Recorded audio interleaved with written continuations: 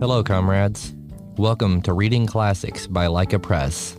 True to our goal of relentlessly disseminating Marxist-Leninist theory, we are proud to be releasing this podcast, a revolutionary new way to collectively learn from the leading theorists of the international communist movement, making their vital classic works more accessible to everyone by releasing them as serial audiobooks. We will be releasing multiple episodes a week, with volunteers reading a variety of works. The works read will include, but are not limited to, the collected works of Kim Il-sung, the collected works of Joseph Stalin, the selected works of Ho Chi Minh, and more, with emphasis on the first two for some time. Each new episode will be released with a corresponding blog post on the Reading Classics blog, which will contain the full text of the works read in the episode so you may follow along if preferred. The Reading Classics blog, more information about this project, our products, and more can be found at www.leica.press. If you're a fan of this project, please share to all your friends, like, subscribe, and follow us on any of the major streaming platforms. Thank you for joining us, and now let's start the reading. In Episode 2, we will be reading from the collected works of Kim Il-sung, Volume 1, Chapter 2, Let Us Repudiate the Left Adventurist Line and Follow the Revolutionary Organizational Line, speech delivered at the meeting of Party and Young Communist League cadres held in Minyogo, Yanji County, May 20th, 1931. Comrades, the chaotic world economic crisis which started in 1929 stirred up a frantic arms race among the imperialist powers and added fuel to the fire of their wild ambitions of foreign aggression. The Japanese imperialists are seeking a way out of the economic crisis through a war of continental aggression. They are openly preparing for the invasion of the vast land of China with its inexhaustible underground resources and huge labor force, infringing upon the vested interests of the British, U.S., and French imperialist powers. The Japanese imperialist aggressors, hell-bent on war preparations for continental aggression, are further intensifying their colonial suppression and exploitation of the Korean people for security in the rear. With the strengthening of the Japanese imperialist colonial rule, the plight of the Korean people is getting worse, and the contradictions between the Japanese imperialists and the Korean people are becoming sharper daily. The Korean people's resistance to the colonial rule of the Japanese imperialists is growing stronger, and the people themselves are becoming involved in a more active mass struggle against Japanese imperialism. The struggle of the workers, peasants, students, and other young people against the colonial oppression of Japanese imperialism is growing fiercer in all parts of our country. It is beginning to take the form of mass violence. The present situation and the high revolutionary spirit of our workers, peasants, students, and other young people call for the Korean communists to lead the anti-Japanese national liberation struggle onto a higher plane. Armed struggle is the only way to advance the anti-Japanese national liberation struggle to a higher stage. This is in conformity with the requirements of the present subjective and objective revolutionary situation in our country. The Japanese imperialists, the robbers, are ruling our country and imposing colonial slavery upon the Korean people by dint of the counter-revolutionary armed forces. Without weapons, we cannot defeat the Japanese imperialists who are armed to the teeth, nor can we achieve the liberation and independence of our country. However, we cannot launch an armed struggle right now when we are unprepared. No revolutionary struggle can be won without adequate preparation of the revolutionary forces. Only when the revolutionary forces are fully prepared will it be possible to wage an armed struggle and defeat the Japanese imperialists. We must gather our own revolutionary forces and go on increasing them if we are to wage an energetic struggle against the Japanese imperialist aggressors. A blind and badly prepared revolt would be useless. Instead of strengthening the revolutionary forces, it would do the revolution untold harm. Today we are drawing serious lessons from the May 30th uprising. This is because we must make a decisive move in the preparation of the revolutionary forces to develop the anti-Japanese national liberation struggle to a higher stage. The factionalist sycophants rose in reckless revolt on May 30th in eastern Manchuria only to serve their factional ends. They had neither a detailed plan nor organizational preparation for the revolt. They merely set up uprising headquarters, rousing peasants in every village to attack towns. As a result, a violent struggle began on May 30th, 1930. In the major areas of eastern Manchuria such as Longjing, Taoju, Edagu, Nyangaping, Jiangnan, Yanji, and Tongfosi, they destroyed or set fire to the Japanese consulate, the office of the Association of Korean Residents, the financial agency of the Oriental Development Company, public schools, power stations, and railway bridges, and liquidated fellow travelers of the Japanese landlords and capitalists. In the streets, there were bloody struggles between the Japanese imperialist army and police forces and the unarmed rioters. Our numerous comrades were killed and the masses bled under the bayonets of the enemy. Meanwhile, the Japanese imperialist police and their minions ransacked every village, rounded up many Korean youths, jailed them, subjected them to cruel torture, and murdered them barbarously. The reactionary Chinese warlords, hoodwinked by the national estrangement policy of the Japanese imperialist aggressors, and at their instigation, massacred many people under the pretext of arresting Korean communists. The Jilin provincial government appointed Wang Shutang, commander of the 7th Regiment stationed in Dunhao, the commander of the punitive force, and sent out thousands of troops to arrest, imprison, and kill innocent Korean peasants indiscriminately. Last year alone, the number of young and middle-aged Koreans arrested and imprisoned by the Japanese imperialists and the Kuomintang warlords amounted to tens of thousands, of whom those shot on the spot numbered hundreds. In addition, hundreds of Korean communists who had been arrested were transferred to Sudamun prison in Seoul. The total casualties of young and middle-aged Koreans, if those killed in action on the day of the revolt, those who died under enemy torture, and the wounded are combined, number several thousand. As a result, today in eastern Manchuria, the Korean villages are stricken with terror.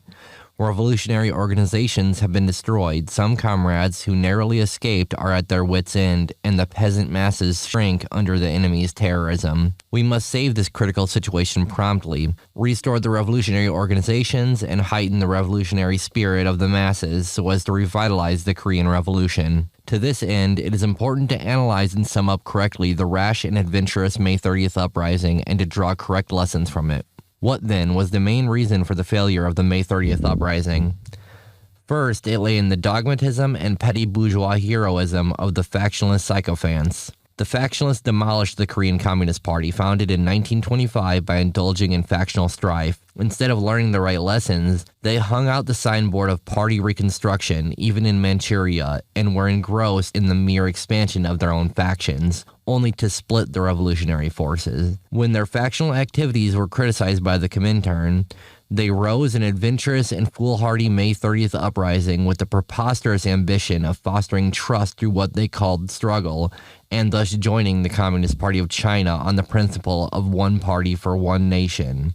The factionalist sycophants who had wormed their way into the leadership of this movement did not care whether the revolution failed or the masses perished, but attempted to win the trust of the Comintern and guarantee their own faction's hegemony, acquiring fame for individuals or their own groups in the uprising. Blinded by fame-seeking and the worship of great powers, the factionalists unavoidably fell into the dogmatic air of dancing to others' tunes. They had seen the temporary predominance within the party of another country of the left adventurous line of revolt, and without a clear idea as to whether the line was correct or relevant to the specific reality of our revolution, they incited great numbers of the revolutionary masses to revolt, thus causing useless sacrifices and harming the revolution greatly. Second, the uprising progressed in an ultra-leftist way. The factionalist sycophants had neither a correct understanding of the present stage of the Korean Revolution nor any scientific strategy and tactics. But out of a mere subjective desire, they started the result under an infeasible ultra-leftist slogan of struggle. Regardless of the anti-imperialist, anti-feudal democratic character of the Korean Revolution, the organizers of the revolt used the ultra-leftist slogans, "Let us build a worker-peasant Soviet power," and "Down with the branches of Joingbu," and the Singen Association, and the Kino Association, and forced the masses to smash all the landlords and capitalists whether they were pro or anti-Japanese. Even in some areas, the leftist error was committed of setting fire at random to the grain stacks of those who were landlords and rich peasants only in name,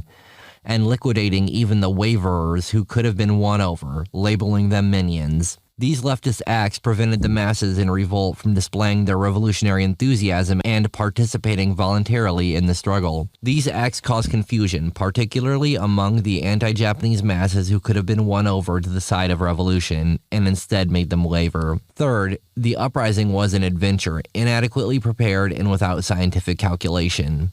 A revolt is only successful when the subjective and objective situations mature and the revolutionary forces are sufficiently prepared for a determined attack, with the elaborated plan and correct strategy and tactics. However, the organizers of the May 30th uprising did it in a risky and reckless way, without correct analysis and judgment of the revolutionary situation, without taking proper account of the balance of forces between friends and foes, and without a correct plan and adequate arrangements. At that time, revolutionary organizations in eastern Manchuria were young and still weak. The masses lacked organizational training. This notwithstanding, the masses were goaded to revolt without sufficient revolutionary education. Therefore, some of them, who were not yet awakened, joined in the revolt without a clear understanding of its purpose and significance. Even in some areas, the revolt did not enjoy positive support from the revolutionary masses, since mass organizations had only just been formed, and the uprising was organized through intimidation and threats. In these areas, therefore, the uprising organizations could not withstand the enemy's white terror and were soon dissolved. Thus, the reckless leftist May 30th uprising ended in failure, causing numerous deaths under the armed suppression by thousands of crack troops of Japanese imperialism and the reactionary Kuomintang warlords. What, then, have been the consequences of the May 30th uprising? First of all, it weakened the relations between the revolutionary organizations and the masses and separated the latter from the former. As the revolt was put down, the enemy intensified suppression and widespread massacres. The rioters, who lacked organizational training, had insufficient ideological preparation, lost confidence in victory, and regretted having been involved in the struggle. Some of them even went so far as to believe that the Communist Party is to blame for the ruin, as the enemy's pillage of innocent people became intolerable. This damaged the reputation of communists among the masses and had such a serious impact that quite a few people, seized with fear, quit the revolutionary organizations. Furthermore, as the struggle was waged in a leftist way, large sections of the masses who could have been involved in the anti-Japanese national liberation revolution, fighting side by side with us, went over to the enemy.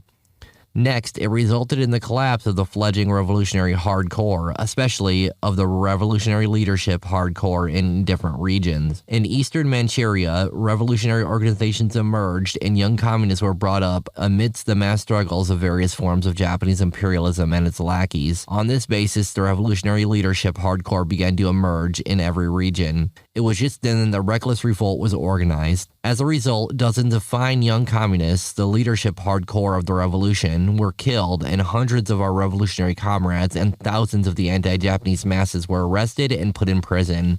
Because of this loss, a number of communists, particularly revolutionary leadership hardcore, the revolutionary organizations in eastern Manchuria, found it difficult to regroup and wrecked revolutionary forces, extend the revolutionary organization to untouched areas, and revive the revolutionary struggle. The loss of many revolutionary leadership hardcore brought up in the years of the socialist enlightenment movement and struggle cannot be but a serious setback to the revolution. Another consequence was that most of the local revolutionary organizations were destroyed. In all parts of eastern Manchuria, the socialist enlightenment movement had developed earlier than in other places, so that many revolutionary vanguard and other mass organizations were formed and grew in scope and strength. However, since the uprising led the revolutionary organizations here to their destruction or exposure, they suffered tremendous losses from the enemy suppression. Thus, the organized masses have lost their organizations and tremble with fear, not knowing which way to turn. Moreover, the May 30th uprising gave the enemy the pretext for an evil propaganda campaign and bestial suppression, and it particularly benefited the Japanese imperialist policy of national estrangement. The ultra-leftist organizers of the uprising incited people to set fire to schools run by the Japanese imperialist aggressors and to grain stacks belonging to the landlords. These rash acts caused the enemy to intensify its propaganda to the effect that the Korean communists are murderers and arsonists, and the Korean communists are burglars who set fire to the grain stacks of the Chinese.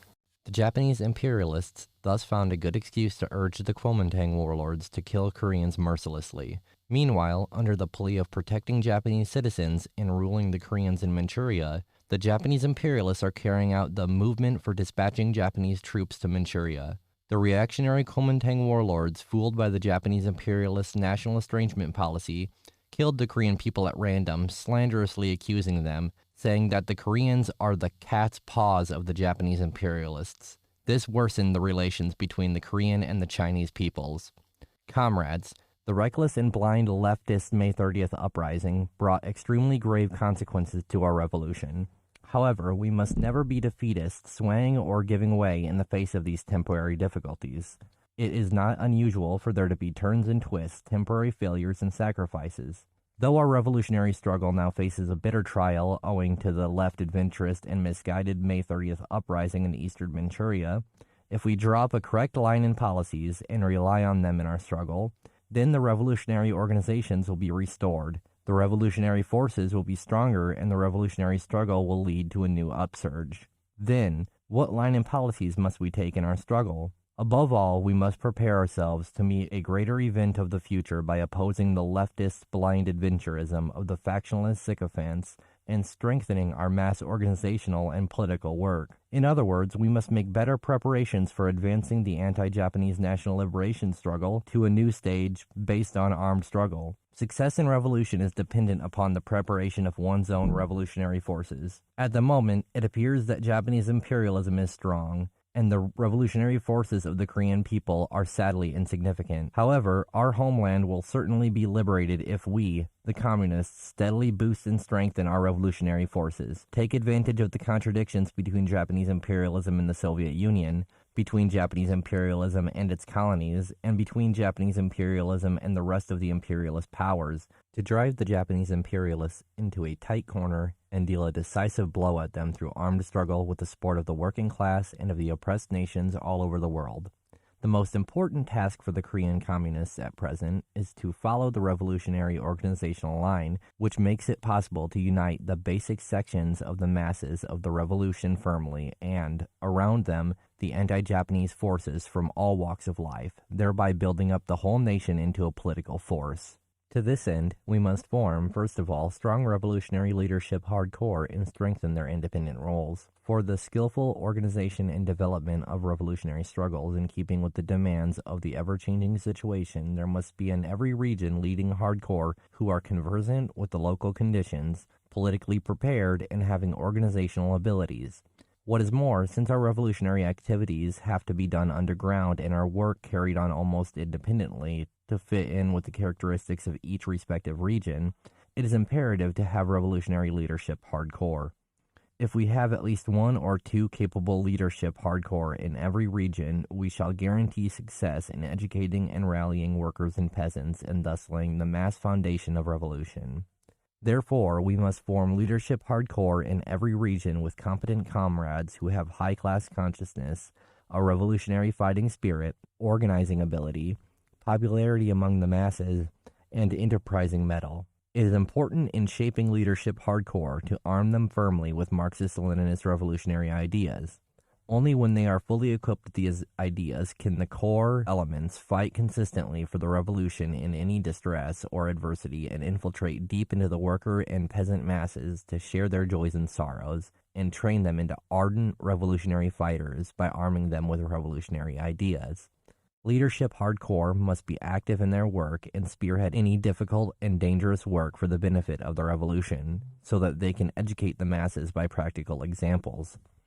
The revolutionary leadership hardcore must correct all the rightist and leftist tendencies which have cropped up in the work of organizing and guiding the masses in the past, and thoroughly implement a new revolutionary organizational line, thus bringing about a great change in preparing the revolutionary forces. They should discover and register on the list of core elements men of high-class consciousness and strong will to fight. They should train them and rely firmly on them in their energetic organization and guidance of the masses. The ranks of core elements should be firmly built up with those comrades who have fought bravely in the past years of struggle, especially those who strictly kept the organization's secrets recently in defiance of arrest, imprisonment, and cruel torture. At the same time, it is particularly important in developing our revolutionary movement to expand and strengthen the YCL ranks with young communists tested in revolutionary practices. There are now large numbers of Korean peasants in eastern Manchuria. The young people form the majority of peasant activists who are politically awakened and have a high degree of anti-Japanese revolutionary enthusiasm.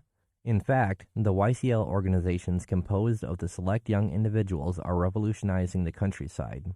Only when these organizations carry out their work properly can a sound basis be laid for establishing party organizations in the future. Attention should, therefore, be paid first to expanding and strengthening the YCL organizations, in which many fine, enterprising, revolutionary, and sensitive young men and women should be enlisted. In particular, we must absorb in these organizations the young activists working in the Anti-Imperialist League, the Peasants Association, and the Women's Association who have done well in their assignments, defying the enemy's recent savage suppression and turning the lawful possibilities for struggle to good account. Second, we must restore and put in order the wrecked mass organizations, and educate and rally the broad masses so as to lay a solid mass basis for revolution. No revolution can be made by a few communists alone without the active support and participation of the majority of people. For the masses to be involved in the revolutionary struggle and to be turned into a strong political force, they should be armed with revolutionary consciousness and organized in large numbers in mass organizations. Therefore, we should restore the mass organizations quickly, expand and strengthen them still further, and enhance their role. This is very important today in educating and uniting the broad anti-Japanese masses and thus consolidating a mass basis for the revolution. The enemy's wholesale roundup has now led to the destruction of mass organizations and dismayed the masses. In this situation, we must organize and carry on more energetic political work among the masses to raise their dampened spirits and range them in the revolutionary organizations in a big way. In order to restore, readjust, expand, and strengthen the mass organizations, above all, competent leadership cadres should be dispatched to every region. There they must get a good grasp of who the excellent core elements are among the workers and poor peasants, and rely on them to restore the smashed branches of the Peasants Association, the Anti-Imperialist League, the Women's Association, and the Children's Corps, and expand their ranks. At the same time, many of the best leading cadres must be sent to the untapped areas where no organizations exist, to form various anti-Japanese mass organizations, the Peasants Association, the Anti-Imperialist League, the Revolutionary Mutual Aid Society, the Women's Association, the Children's Corps. Peasants with the landless and poor ones at the core should be enlisted in the Peasants Association. The men of strong national consciousness among the former participants in the Independence Army and the nationalist movement should be incorporated in AIL. Those who are friendly towards us and maintain neutrality, the revolutionary sympathizers and the aged, should be recruited into the RMAS. Women in the Women's Association and children in the Communist Children's Corps. In this way, all the anti-Japanese masses can be made members of revolutionary organizations. Besides, in order to defend the revolutionary organizations and the revolutionary masses against the enemy's incursions, the Red Guards, a paramilitary organization, should be formed with young and middle-aged people who have acquired organizational training through mass organizational life, who are brave and have strong will to fight. The Red Guards should be progressively trained in military knowledge in preparation for becoming a revolutionary armed force. Third, it is important in building up a strong revolutionary force to temper the masses in the struggle, to say nothing of organizing them. Revolutionary practice only fosters the revolutionary corps and train the revolutionary forces militantly.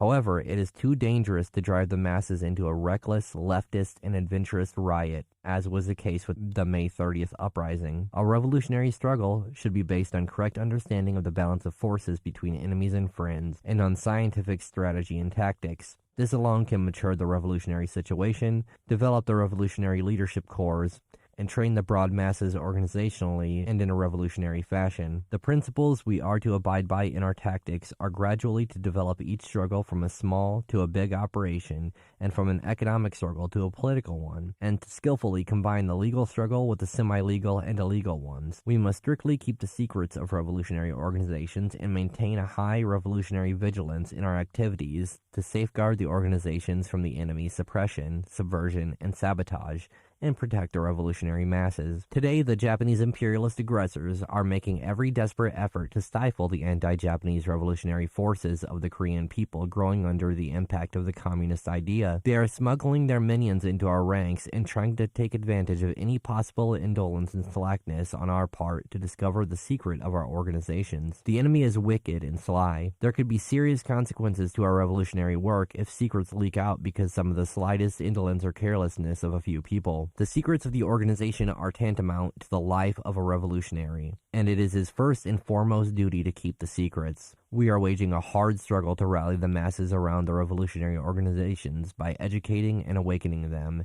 and lay a mass basis for the revolution by steadily enlarging the organizations in defiance of the enemy's barbarous repression. So we must always be highly vigilant and disciplined, and work flexibly, so that secrets will not be leaked. Particularly, the members of the YCL and other revolutionary organizations ought to keep, at the cost of their lives, the secrets of their organizations without submitting to the enemy's appeasement, deception, menace, or blackmail. Further, energetic endeavors should be made to expose the national estrangement policy of the Japanese aggressors, and to strengthen the militant friendship and revolutionary solidarity between the Korean and Chinese peoples.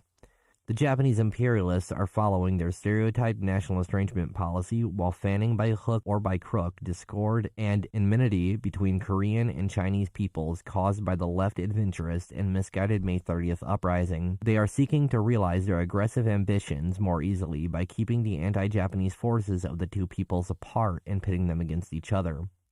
We must reveal and condemn before the Korean and Chinese worker and peasant masses the harmfulness of this left adventurous May 30th uprising and the diabolical murders perpetrated by the reactionary Kuomintang warlords, and thoroughly expose the Japanese imperialists' underhand plots to incite xenophobia, through which they are busy furthering a temporary antagonism between the two peoples. Particularly, we must get them to distinguish clearly genuine friends from foes so that they can firmly unite in the struggle against the Japanese imperialists and their puppets, the common enemy of the two peoples. Since the enemy is stepping up its white terror against the revolutionary forces and large sections of the masses are still to be awakened, we expect to meet many difficulties and hardships in our work. However, with wholehearted determination to save our country and people from the tyranny of the Japanese imperialist colonial rulers, we must overcome all difficulties, trials, and dangers, and exert every ounce of our strength to implement the new organizational line. We must thoroughly put the revolutionary organizational line into effect and thus build a solid foundation for leading the revolution to an upsurge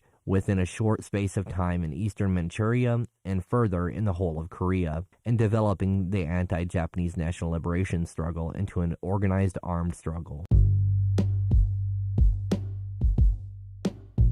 This ends Let Us Repudiate the Left Adventurist Line and Follow the Revolutionary Organizational Line by Kim Il-sung in Collected Works of Kim Il-sung, Volume 1. Thank you for tuning in to Episode 2 of Reading Classics by Leica Press. If you would like to support this project, please visit patreon.com/leicapress and donate. To learn more, visit www.leica.press and click the Reading Classics podcast link on our menu. Please follow us on your favorite streaming platform and share to your friends. Thank you again very much for listening to Reading Classics by Leica Press.